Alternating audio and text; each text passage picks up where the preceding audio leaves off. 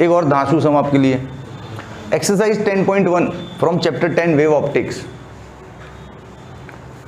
Feel करके ही पढ़ना है ना अपने को, मजे से, कि सीधा फॉर्मूला लिख दूं आंसर दे दूं, सिर्फ सॉल्यूशन लिख दूं? हाँ, तो फील करना है ना, तो आराम से मजे से पढ़ेंगे, ठीक है? थोड़ा टाइम लग सकता है लेकिन मजे से पढ़ेंगे, है इजी। चलो आ जाओ, समझ के पढ़ेंगे पूरा। मोनोक्रोमेटिक लाइट ऑफ वेवलेंथ 589, ये सब मोनोक्रोमेटिक क्यों लेते हैं हर बार ये लोग? क्या दिक्कत है, मोनोक्रोमेटिक ही क्यों लेते हैं? व्हाइट लाइट क्यों नहीं लेते? वेरी गुड किसी का आंसर सुना ही नहीं दिया मेरे को ढंग से। और ऐसे एक साथ मत बोला करो।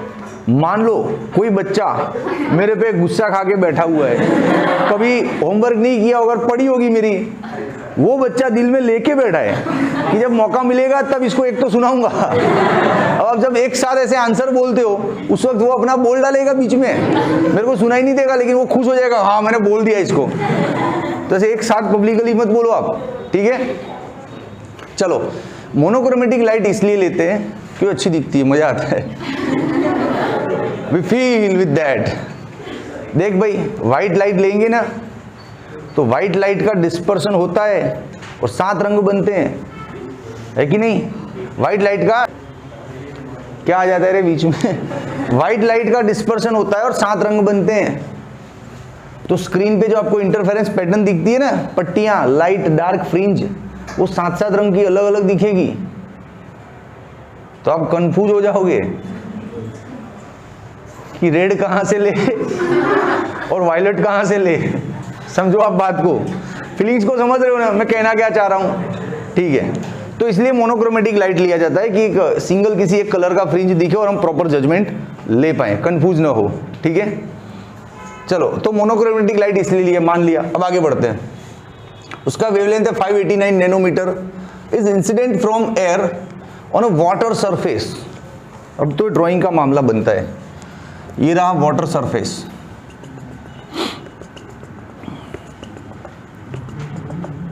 ये आ गया भाई पानी, यहां पे वो लाइट इंसिडेंट हो रही है। रुको, आराम से समझो। ये आया लाइट, पानी के सरफेस पे टकरा है। अच्छा, यहाँ पे सरफेस का नॉर्मल ड्रॉ करना पड़ेगा। चैप्टर 9 की याद आ गई सर, क्या चैप्टर था मस्त यार, क्रीम एकदम लॉलीपॉप जैसा। ये लाइट यहाँ पे आई तो हम जानते हैं रिफ्रैक्ट होगा towards the normal, it bends, yes, और थोड़ा बहुत पोर्शन उसका रिफ्लेक्ट भी होता है। उसका हालांकि रिफ्लेक्शन वाले का इंटेंसिटी कम होता है, लेकिन ये होता है। जैसे मान लो, अच्छा ये एक एक ही रे नहीं है, ये करोड़ों होते हैं। ये करोड़ों किरणें यहां से आ रही है, उन करोड़ों में से लाखों इधर गई और हजारों इधर गई। अब ऐसा समझ लो, ठीक है? ओके, वाटर सरफेस पे रे का ये हाल होगा, नो प्रॉब्लम। अच्छा, इसका वेवलेंथ क्या है? अभी यहाँ पे हवा है ना, तो यहाँ पे एयर है अभी,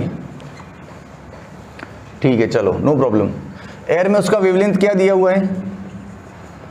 589 नैनोमीटर, ठीक है। अब चलो आगे बढ़ते हैं। What are the wavelength, frequency and speed. अच्छा, 3 चीजों पे डिस्कस करना है, वेवलेंथ, फ्रीक्वेंसी एंड स्पीड, इन तीनों पे बात करनी है ना। किसकी? लेकिन ए रिफ्लेक्टेड की एंड बी रिफ्रैक्टेड की। मतलब एक पूरा दिमाग में डिजाइन करो कि ये जो रिफ्लेक्टेड रे है उसका लेमड़ा, उसका एफ और उसका वी क्या होगा, उस पर पूरा बात करते। चलो, तो यहाँ पे टाइटल दे देते हैं कि अभी ये जो बातें करेंगे सारी रिफ्लेक्टेड के लिए है, फॉर रिफ्लेक्टेड, नो प्रॉब्लम। देखो बच्चों, लेमड़ा का सीधा संबंध, सीधा दोस्ती रिफ्रैक्टिव इंडेक्स के साथ है, हमको पता है चैप्टर 9 से। क्या? कि index is inversely proportional to the wavelength, जानते हैं हम। मतलब जब भी मीडियम बदलता है तभी ये इंडेक्स बदलता है। जैसे रे हवा से पानी में गया तो पानी का एन अलग हो जाता है, तो एन बदलता है तो वेवलेंथ बदल जाता है कि नहीं? लेकिन जब तक मीडियम नहीं बदलेगा, लेमड़ा को कोई टेंशन लेने की जरूरत नहीं है। तो रिफ्लेक्टेड रे को गौर से देखो, रे हवा में था, टकरा के वापस कहाँ है? हवा में ही तो है, तो उसका लेमड़ा नहीं बदलना है, सिंपल। समझे कि नहीं? लेमड़ा बदलेगा एन की वजह से, लेकिन यहाँ तो रे आया, टकरा के वापस हवा में ही गया है, तो कहाँ बदलना है कुछ? तो लिख दो medium does not change, so lambda remains as it was 589 nanometre. Done. चलो दूसरा डिस्कशन करते हैं कुछ और। Frequency, frequency is equal to speed upon lambda, जानते ही हो ये। लेकिन यहाँ पे हवा है ना, रिफ्लेक्टेड रे की बात करें, इसकी बात करिए, वाला रे अभी कहाँ है, हवा में ही है। तो हवा में स्पीड को हम सी लेते हैं ना, जो वैक्यूम में होता है वही लेते हैं, तो सी बाई लेमड़ा। ऐसे एक्चुअल फॉर्मूला तो वी बाई लेमड़ा है ना, लेकिन इस बार सी क्यों लिया, क्योंकि अपना रिफ्लेक्टेड रे कहाँ है, हवा में ही है, और हवा में स्पीड सी लेते हैं हम, वी लेने की जरूरत नहीं है। 3 × 10⁸ लेमड़ा है 589 नैनोमीटर, 589 नैनोमीटर। यहां से आपका आंसर निकलेगा। अच्छा, फ्रीक्वेंसी का यूनिट क्या मिलेगा, हर्ट्ज और सेकंड इनवर्स, ठीक है। अच्छा, ये F is equal to c by lambda formula direct भी आपको आता ही होगा, है ना। फोटोन एनर्जी HF तो पता ही है ना, सी बाई लेमड़ा। हाँ ओके, लेकिन सी बाई लेमड़ा ही लेना ये आपका भ्रम है, इसलिए मैंने वी बाई लेमड़ा से बताया कि एक्चुअल स्पीड अपॉन लेमड़ा लेते हैं। लेकिन हम जब फोटॉन्स के सम्स पढ़ रहे हैं तब वो सारे हवा में ही होते हैं, इसलिए वहाँ वी की जगह सी ऑलरेडी सेटल हो गया, सी बाई लेमड़ा, इसलिए हमको आदत लग गई है। ठीक है, चल दोस्त आगे बढ़। अब स्पीड, अरे यार क्या स्पीड, तो सी तो लिया इधर, रिफ्लेक्टेड रे हवा में ही तो है, तो हवा में उसका स्पीड क्या होगा, सी जितना ही, तो आ गया आंसर। तो I am fully satisfied with my performance on reflected rays. Are you equally satisfied or you have some doubts and questions? बोलो रे, सेटिस्फाइड हो? अच्छा, अभी मना किया था एक साथ सबको नहीं बोलना है, ठीक है। रिफ्रैक्टेड रेज का लेमड़ा डिस्कस करते हैं। बिल्कुल बदलेगा, बड़े जोर से बदलेगा। क्यों? हाँ, हवा में से पानी में आ गया है, एन बदल गया है साहब, तो एन बदला तो लेमड़ा बदला। चलो, तो n is inversely proportional to the lambda.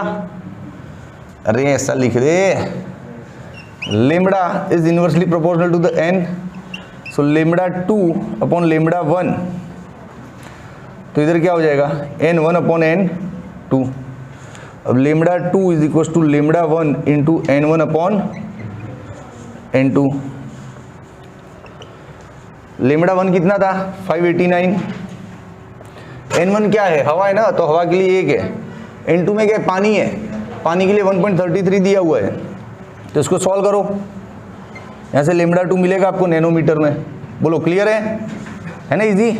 Lambda discuss हो गया, अब क्या डिस्कस करना है, इसका फ्रीक्वेंसी।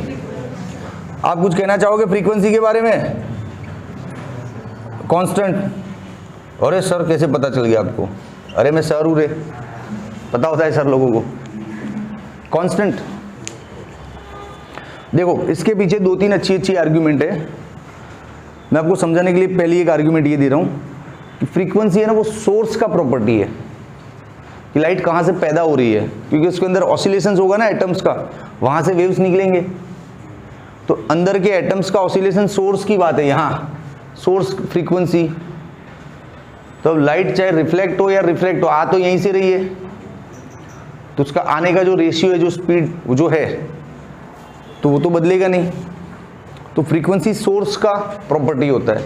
यहाँ पे आपने सोर्स नहीं बदला है ना, जहाँ से लाइट आ रही है, तो लाइट अंदर आने का रेशियो भी नहीं बदलेगा, तो फ्रीक्वेंसी कांस्टेंट रहता है। अच्छा, मान लो कुछ बच्चे इस आर्ग्यूमेंट से सेटिस्फाइड नहीं है, तो ये वाली धांसू एक आर्ग्यूमेंट देता हूँ, frequency is equal to v by lambda ले सकते हैं, यही लेते ना।